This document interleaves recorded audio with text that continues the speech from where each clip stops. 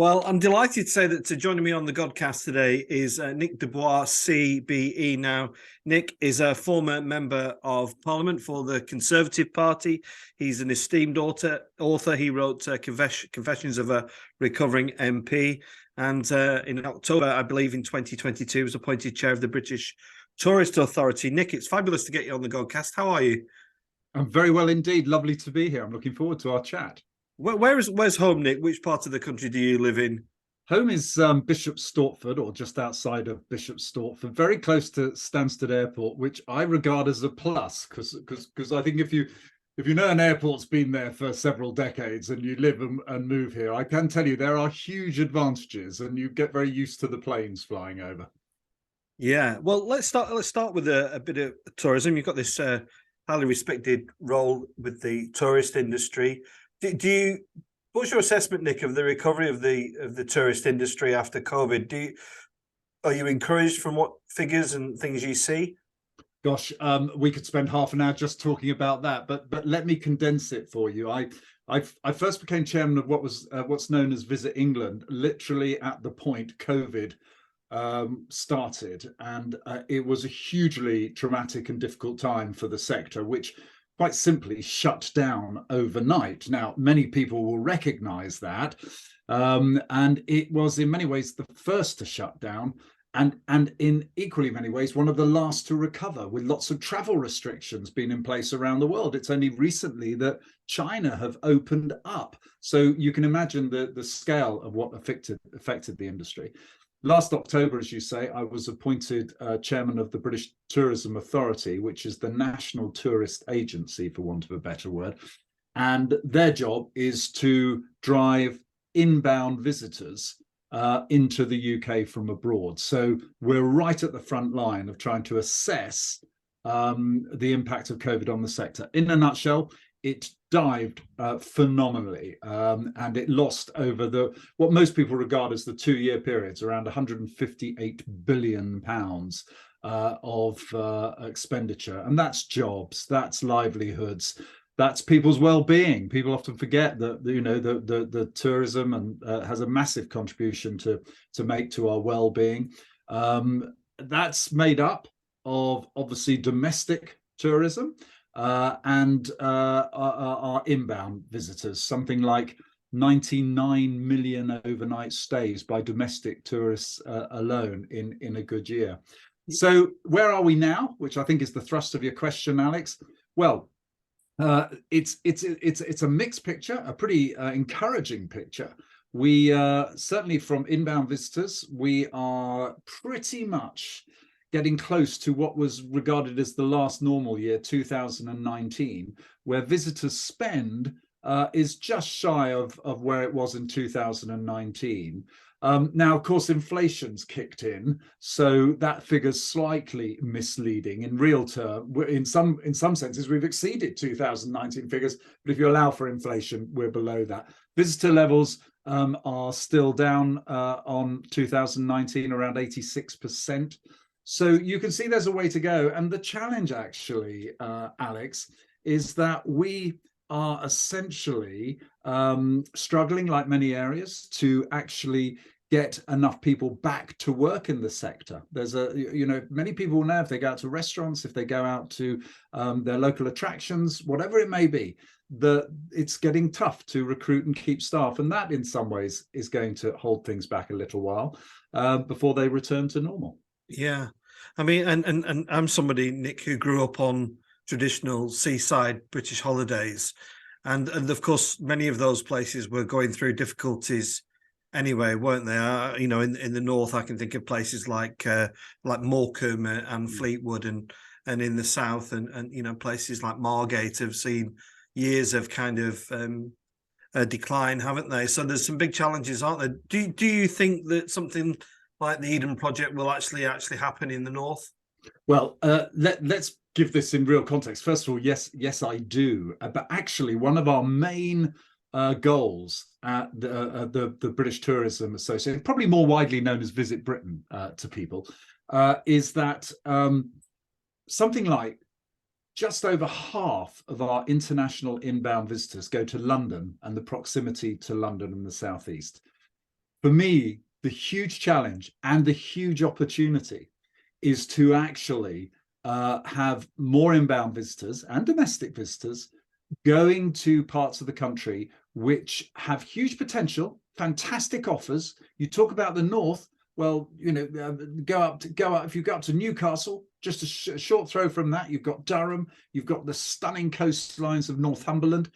And yet something only like 4% of our international visitors go there. So the potential for, and I'm going to use this word, and I know it means so many things to different people, but if you like, the leveling up agenda, making sure that the opportunity, the wealth and the visitor spend is way beyond London and the Southeast is a key challenge. And things like the Eden Project are going to have a huge impact on that. Yeah, it's interesting what you say about the levelling up agenda. Do you think that is a real thing, Nick? I've asked people previously in politics and people from talk radio. Is it actually a reality, or is it just a soundbite? Well, for me, it's fundamental, because I don't think you can achieve the sort of opportunities, the social mobility, and if you like, improve the quality of lives, which, for all the cynicism about politicians, which is completely understandable, you know, I've yet to meet a politician who didn't go into Parliament who wants to make what happens to people on their journey in Parliament and all the things that go wrong. I think we all know and are well documented. But what is less well documented is that sense of, for your contemporaries, for your fellow citizens. And the use of the term levelling up, I think, can perhaps sometimes do a disservice. But it is, I think, at the heart of probably most governments, that they would want to see that spreading of the wealth, because you know, you can't just spend money and support people as we do with social welfare programs and so forth. What people really want is the opportunity to work, have good careers, and watch their areas flourish. It's so much about place shaping and creating opportunities. For me, it's crucial. Yeah, and just touching on the politics, Nick. Obviously, you were a member of Parliament, and you wrote this book, Confessions of a Recovering MP. Have you recovered? Yeah, it's a great question. I don't think I probably have. I'll just, between you and me, Alex, and I'll tell you what I mean by that is, because my time was cut short, because the electorate decided I was in a London seat, and London swung heavily to the left. It has been going, what I would say, more to the left in politics since about 2005. You can trace it. And when David Cameron won in 2015, and he won a majority, quite a few London MPs started to lose their seats, and unfortunately by a few hundred votes, I think it was. That's what happened to me. So I had that, even though I'm quite long in the tooth, I felt cut short in what I wanted to do and achieve, and I don't think you'll ever get rid of that. But there was life before Parliament, and there's, in my case, a lot of life before Parliament, and there's definitely life after Parliament, and we can achieve many of our goals that way. One of the biggest things I got involved in came about when I knocked on the door of a constituent in the run up to the election that I got elected. And it's very topical, funny enough, we're having this interview today. I knocked on the door, and it was a horrific moment in a way, but a life-changing moment, when I realized I was interrupting what was effectively the wake of a mother who was burying her son, who'd been killed through knife crime. And I really was just vaguely aware of knife crime, Alex, at the time. And I tell this story, she'd probably put a different spin on it, but I just wanted to walk away. This was the worst thing you can do. You turn up in a rosette about to solicit a vote from someone, and she's got this story to tell about her son, who was, Godwin Lawson was his name, who was tragically killed. And she pinned me up against the wall. And David Cameron made a promise then that anyone carrying a knife would face a custodial sentence. And she said pretty much what you just said to me about levelling up. She said, is this just a soundbite, or is he really going to do it? Because you'll get my vote, but you let me down and you'll have me to answer to. And she and I campaigned for 5 years on the subject and worked considerably hard on it. And I've never really lost that sort of responsibility and sense of work that I do in that field. So yes. Yeah, it's fascinating what your reply, Nick, because there's a lot of challenge for people in politics about integrity, isn't there? About and substance about whether they'll do what they say they will do and whether they can be trustworthy. Could you just say a bit, Nick, about the personal impact of being a member of Parliament? Because I think sometimes we dehumanize our politicians, don't we? And we just see them as kind of fly-by-nights or people. But just say a bit about maybe the mental consequences of being a member of Parliament, and also the fact of losing your seat. I mean, that must be quite a chastening and humbling experience. Yeah, well, it is, because you're effectively being made redundant quite brutally, and often in front of all the people who work very hard to kick you out of becoming an MP, because it's a public announcement, takes place on a platform in a night, and you've got your family and friends there who didn't sign up for what you've just done, didn't sign up for that exposure, but of course turn out to be your staunchest supporters in difficult times. Well, look, I don't want to overdo this, because I think every politician kind of knows what they're getting involved in, not entirely. So they know that they can lose their seat. They know that goes with the job, if you like.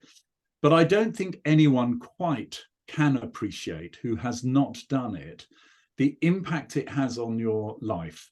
Now, in that sense, you think you know, but you go into Parliament, and I can assure you, your constituents have other plans for you. Your party whips, the organisers of your party, have other plans for you. The very institution of the House of Commons has plans for you, of which you really know little about and little understanding, and you are reacting to events an awful lot. So for me, because I was in a marginal seat, and I think this makes a difference, I could win or lose it on a small number of votes. I ended up thinking that I got into a sort of a disease. It was a condition I called MAD, and I talked about it in the book. Marginal agitation and despair. For a brief time when I was an MP, I thought I should be chasing votes, which is a bad place to be. I'm not saying this with any pride, because you start to do things because you think it might win you a vote. And you get this compulsive almost behavior. I must go to that lunch. I must do this event. And if I don't, then the 10 people there, they're going to tell their 20 friends, and their 20 friends will tell other 30 people who all live and they'll never vote for me. You get this crazy thinking. And of course, that distorts your judgment. And you quickly realize that's not what you should do, and you should try and prioritize the things for your constituency. For me, I was in a very diverse constituency. Why am I saying that? The reason I'm saying that is because, for example, there were all these different communities. I had a large Turkish-speaking community. They always met on Sundays. They had huge family events on a Sundays. Saturdays, if you like, I'd be meeting lots of other people. I'd be walking around the town centres. So it's a 7-day-a-week job, and everyone thinks you've got power to sort the problems, when in the brutal reality is you don't. You just have influence and access to senior people who might be able to solve their problems. And when you lost the seat, Nick, and in those weeks afterwards, was there a moment of, well, what do I do now? You were quite quickly back into it, weren't you? You got this very responsible job with Dominic Raab working alongside Brexit. Did you feel you had a breather, or was it quite? No, I was. I kind of knew, Alex, that there was a high chance I would lose my job, or lose my role as an MP. I just knew that was the brutal reality of it. I knew London politics, and I could see what was coming. Having said that, that didn't mean I went into it assuming that case. I just say I was real. So for me, it was less of a shock. It was a huge disappointment. Make no mistake about that. I knew I couldn't go. I was fortunate. I had started and founded my own business, an events company business, and it's still going today. But I'd left that, even though I've kept an interest in it. I left that, and I knew it would be appalling if I went back and said, "Oh, look, I've lost the election. I'm back now." That was just going to. They'd moved on. They'd done different things. But I therefore had a bit of money behind me, so I had time and I could think what to do. And I got involved in campaigning, as you say, in 2018, which was 3 years later, mind you. I went to work for Dominic Raab, who was the Secretary of State for negotiating our withdrawal agreement under Theresa May's government. That turned out not to go so well. 123 days later, he resigned. I was out of a job because I was his chief of staff. So I've certainly been active, and 2017, Theresa May lost, if in many ways, in many people's eyes, she lost the election. Even though she won it, she lost an awful lot of MPs. That's when I was getting pretty cross about things, and Parliament's reputation was lying in tatters. People were fed up with it. There was all this talk about, you're not enforcing the Brexit vote, you're all in it for yourselves. The reputation couldn't have been lower. So I wrote a book, because I genuinely believe that this is the best parliament in the world, which will bring a big smile to many people's faces. But I could go on, and I won't, hours explaining why you may be disappointed with this parliament, you may be disappointed with some MPs, but I say this is the best system in the world. And fundamentally, through lots of stories and anecdotes, that's what I tried to explain. Yeah. And Nick, forgive me, I'm not a hardline journalist. I'm just a priest and podcaster, but people will want to ask me about your relationship with Dominic Raab, because he's Yes. in the news. Did you find him a good person to work with? It's very interesting, because when I was the answer to your question, by the way, is yes. What I would say is that everyone assumes I was a really good friend of his, and actually I knew him in Parliament and we'd worked together on projects, but I didn't know him that well. I think he wanted me to come along because I was sort of older, basically, and he thought I'd probably be the sort of experienced member of his team. So on the plus side, I saw this chap negotiating at the highest levels. I'd sit in the negotiation room with people like Michel Barnier, and who's people have probably forgot now. He was like all over the news every day, making our lives very awkward because he was negotiating on behalf of the EU. I'd sit in meetings with the Prime Minister, along with Dominic, regularly over these negotiations. And I was in every single meeting, well, yes, almost every single meeting he had with civil servants and guests. What I saw is very intelligent, articulate, and this is the extraordinary bit about what's going on at the moment. Absolutely courteous individual. Now, did he get grumpy and with me occasionally? Absolutely, he did, and I don't blame him for that. Did he put lots of demands on people? Yes, we were negotiating at the highest levels for the country, in a very, very dynamic situation. Of course, we would make demands of the civil service. And I'm going back many, many years. Well, I say many years. I'm going back to 2018. So, and I was only there for 123 days. But what I saw was a very, very clever man pursuing quite diligently his role, and he was challenging in that role, as he had to be, because he was going into the negotiating room and he'd want the very best evidence to support whatever points that had been made. But I saw nothing that could hint at the sort of stuff I've read in the paper. But having said that, I have to say I was there for 123 days, and that's obviously my take on it. Yeah, and on Brexit, Nick, I'm going to just ask you a really honest question. I voted Brexit. Did I do the right thing? Well, look, you certainly did do the right thing, and you're in the sense that anyone who exercises their vote and their democracy, in my sense, it's impossible to have done the wrong thing. You know, whether we look back in time and say the outcome was right or not, that's another matter. I think I voted for Brexit. I think that's probably no secret. What I would say is that we did underestimate, if you like, some of the issues. There's no question of that. I think, as in many campaigns, you can oversimplify these things. I think there has been a huge tendency to polarize each side of the debate. So there's no room for middle ground. And I've often found that. I think we've moved away from that now. But have you made a mistake?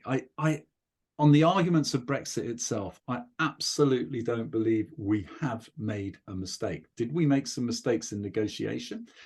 Could we have started a better relationship with our, if you like, our EU neighbours sooner, more quickly, less antagonistically? Probably, although I would still argue if you didn't treat them tough, you would get a bad deal, and I think the evidence would support that.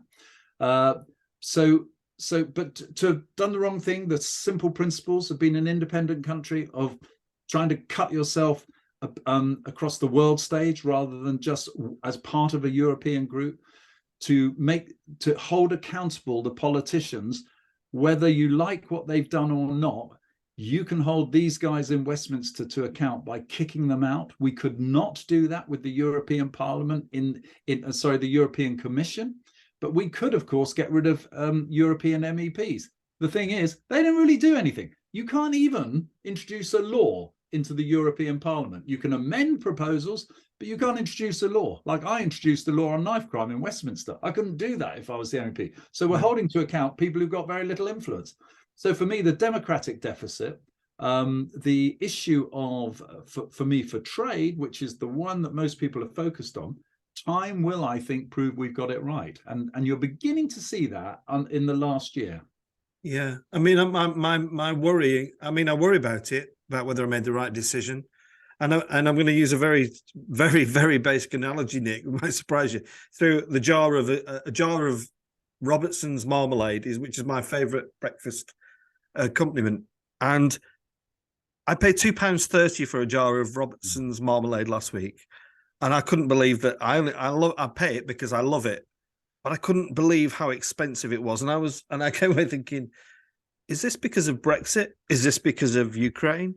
Is this because of bad management, poor governance? And I really don't know the answer. What would you say? Well, I would say, as in just about everything, there are so many reasons why your jar of marmalade has gone up that it is difficult to pin it on one thing. However, okay, let's deal with the Brexit thing first, if you like, the implication on Brexit. I think what Brexit taught us, actually, which has been absolutely underlined by the Ukraine dreadful conflict in Ukraine, is that we only grow 30% of our food and requirements here in the UK. We get 30% from Europe, and actually it's slightly more than 30% because it doesn't add up to 100 otherwise, and the balance from the rest of the world. Therefore, we are at the mercy of both any regulations about importing stuff in, which is the Brexit bit that will have added a little bit of cost, I suspect. But the other truth of the matter is we're at the mercy of where all these products are that we don't have the resources to produce. And that's where you're seeing food inflation at some staggering levels, principally because of the supply issue, which is down to the Ukraine war, principally because of the complete huge swell of demand that came post-COVID. Just imagine what happened when suddenly everything shut down, then it opened up again, that demand kicked in. Will it settle? Well, we're starting to see for the first time last week, milk prices were reduced in the supermarkets. So, and I could name some other examples. Will it settle? We just had so many issues conflated. I couldn't look you in the eye and say, and no one should look me in the eye and say that that's all down to Brexit. It isn't. Has Brexit had some impact? Of course, it would have logistically made some foods, I suspect, because of the heavy bureaucracy, more expensive to bring in. That is probably true. The proportion of what I'm saying, though, it's relatively very small. Yeah, I think, Nick, I'm caught between capitalism and socialism. I was raised in Worsland, a very beautiful village where the Prime Minister was at the weekend. But I now find myself working in a highly deprived urban setting. And so I feel like I've had, I don't mean it this way, but the best or worst of both worlds. And I take your point about the war, but when you see petrol increase in the way that it did, and the profits be extraordinary for people like Shell and British Petroleum, that's where I have a concern. That's where I think, well, the rich are just getting richer here, and the people who are struggling and really not coping. What's your take on that, Nick? How do we redress that balance? Because it doesn't seem any way level in any way, shape, or form. No, and I understand that sense of frustration over it. Look, I'm like you. I am a capitalist. I believe the free market has a huge role to play in our lives. But I think when the free market fails us, I do believe government have a job to intervene. And sometimes, though, when they intervene, they create more problems. That's basically the flaw with the government intervening. But I'd rather that perhaps than not. So when it comes to petrol, I couldn't agree with you more. I found myself articulating the case for a slap-it-on windfall tax is something that is alien to me as a conservative, but I was having a part emotional, but a part understandable reaction, logical reaction to some of these excess profits. Now, where I think it fails is, for example, the government on petrol should be actually doing what Robert Halfon, the MP for Harlow, argues, is that actually we need a regulator to come in to make sure that when oil comes down, it's getting passed on to us. How often have you sat at a pump looking at a price, knowing that 2 months ago those prices came down, but you're not seeing it on your forecourt? That's a side of capitalism none of us like to see. And if it needs a regulator to come in and say you're not passing those costs, they should do that. The other thing, though, is I mean, the defense of an oil company, someone would say, well, they are paying more tax than anyone else when it comes to corporation tax. That is true. That's even before you apply a windfall tax. So when people are making this money, we should take some comfort that we're taking a large chunk of that back. The question then is, are the government spending it wisely? Yeah. Thanks, Nick. I mean, this half an hour has absolutely flown by. I've really enjoyed chatting. I waffled too much. There's a couple of things I just want to touch on. I want to talk about talk radio in a moment, but Yes. This is the Godcast. I just wondered if religion has been part of your upbringing and your life, Nick, and whether you feel the church still has an important role to play in society as we are today. Well, I was sent, because my father was RAF. In those days, you had a thing called direct grant. And I was sent to a Methodist boarding school, and I've got to say that didn't set me up well for religion. It was very much the sort of compulsory, you will attend, you will do this, and being an instinctive rebel at heart, as some of my parliamentary votes will show you, I immediately pushed back. And I wouldn't sit here and look you in the eye and say, I am a practicing Christian who practices, and my life is my daily life is guided by the Bible and by the teachings. I wouldn't say that. What I learned, particularly during my time as an MP, but long before that in many ways, is how profound faith is amongst all the communities that I represented, particularly, and it was the largest community from the Anglican community. And for me, it presented itself in many, many ways through the more obvious, the acts of kindness, the generosity, the community coming together to supporting. But I also found it, being in the London borough, I found it really quite heartening, and I learned a lot from it about our basic principles of respect, of encourage, of even, if I might say, not just putting out the helping hand and giving people something and supporting people in that sense, as you might say, in just a purely simplistic charitable, here's something, here's some money, here's this, here's that. But how actually a church came together to help build and reshape often broken lives in practice, filling gaps, whether it was for looking for people who were looking for that sort of help, or more practical daily help, the childcare situations. And I looked around and I suddenly realized, to me, where religion was something that just happened in a church and I was ordered to go along to, it had breathed a huge relevance into our daily lives and our daily communities, often doing things that government never really had a chance or would have the capacity to get involved and help people out. And that's why I spent a lot more time than I ever envisaged working with churches right across all faiths, actually, in my one-time constituency. Yeah, and I must just ask you, because quite a lot of Christians do watch this, and somebody who is part of Inclusive Church and supportive of same-sex relationships, the church has got some challenges ahead, hasn't it? And there has been some talk from some members of Parliament about the church actually being de-established if it doesn't kind of conform with society.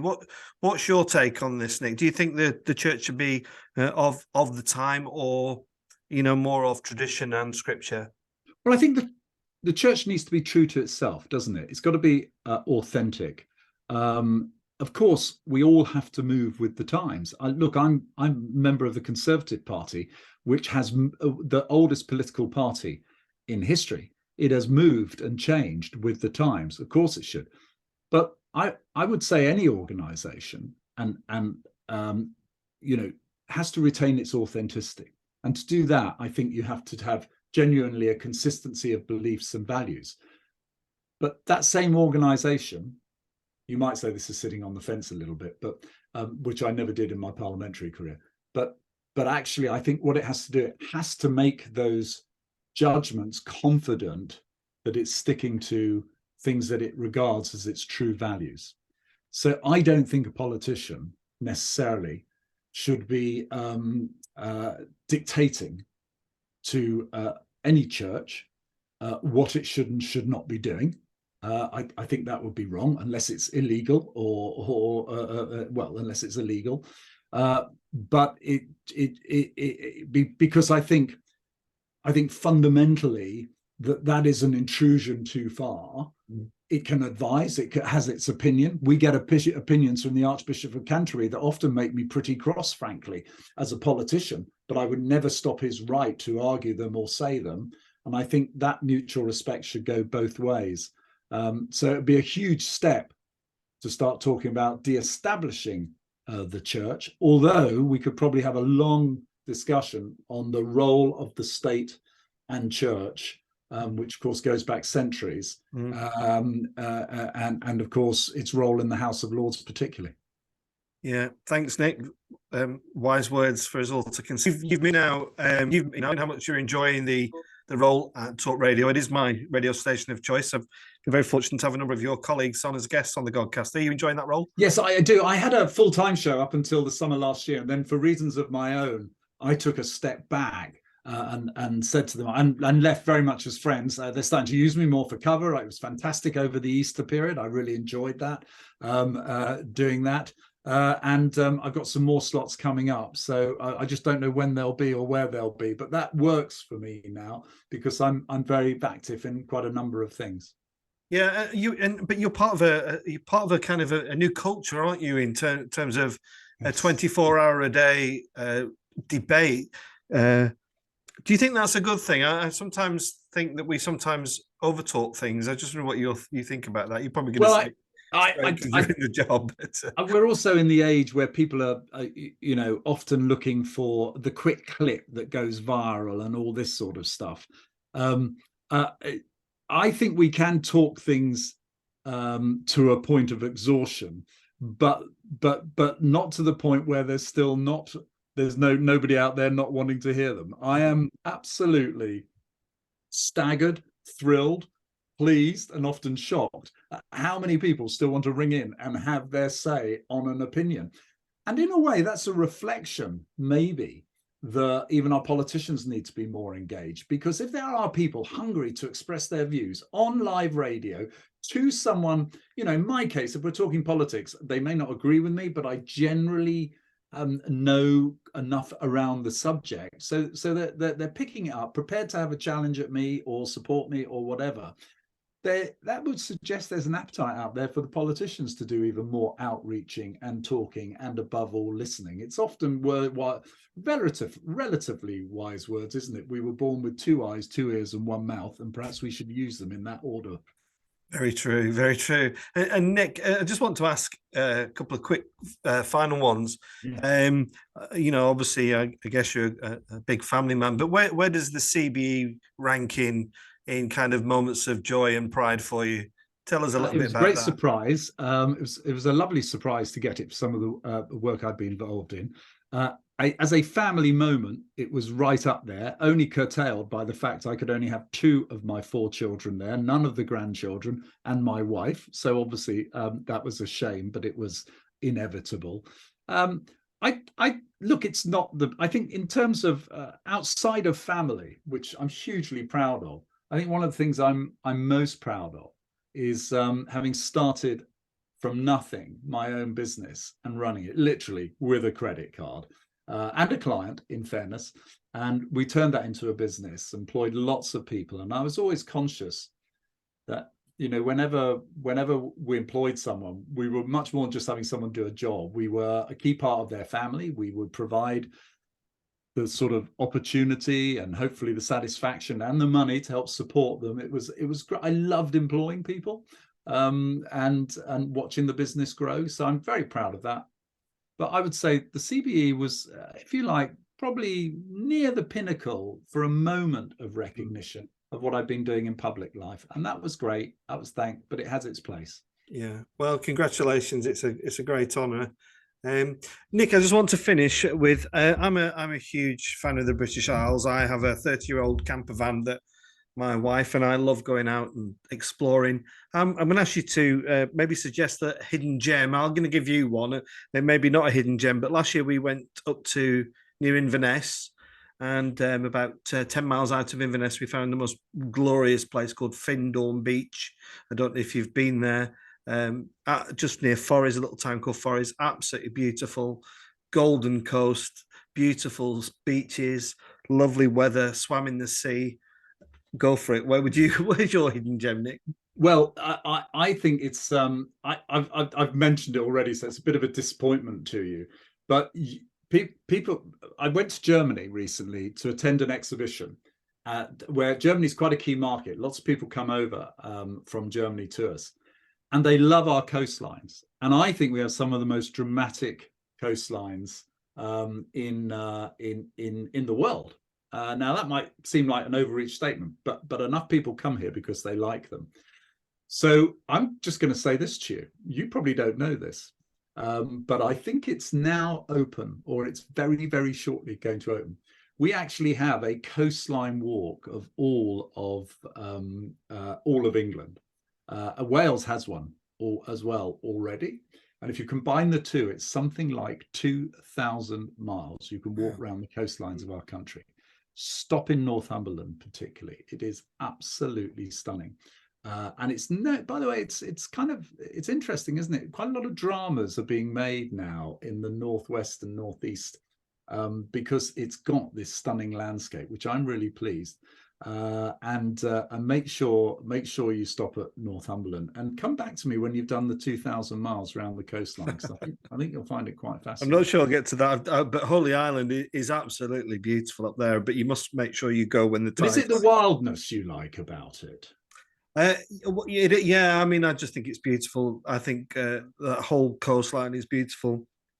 I like Holy Island because it's very spiritual and it's got a lot of history there, and it's got the links to Iona and obviously Durham Cathedral. So, yeah, and it's a place I only discovered in recent years, but it is absolutely glorious. But I've recently just been down to North Wales and around Betsy Coed and around there. There's some absolutely beautiful places, not on the coast, obviously Betsy Coed, but Colwyn Bay, absolutely beautiful, really beautiful. I mean, do you know, it's fascinating now. I think it's 1 in 3 people more are now considering having a holiday in the United Kingdom. And I'm not surprised, because it sadly, it took the pandemic, it created a bit of a mind shift about people suddenly looked closer to home. Yeah. And I think that's fantastic, and it's wonderful to have. It's sustainable, and if you go there, maybe just stay an extra day or two as well. That all helps support the area. And of course, we all know some of the more sort of popular places, the hotspots, as some people would define them. And within miles of those, you've got, as you say, such stunning offers like Holy Island. Yeah. Nick, thank you for coming on the Godcast. I've really enjoyed meeting you and chatting to you today, and wish you well with all what comes next with the business and media and everything. So, Nick, thank you so much. I look forward to you calling in on Talk Radio. Talk TV, we should say. Yeah. Okay. God bless you. Thank you. All the best. Thank you.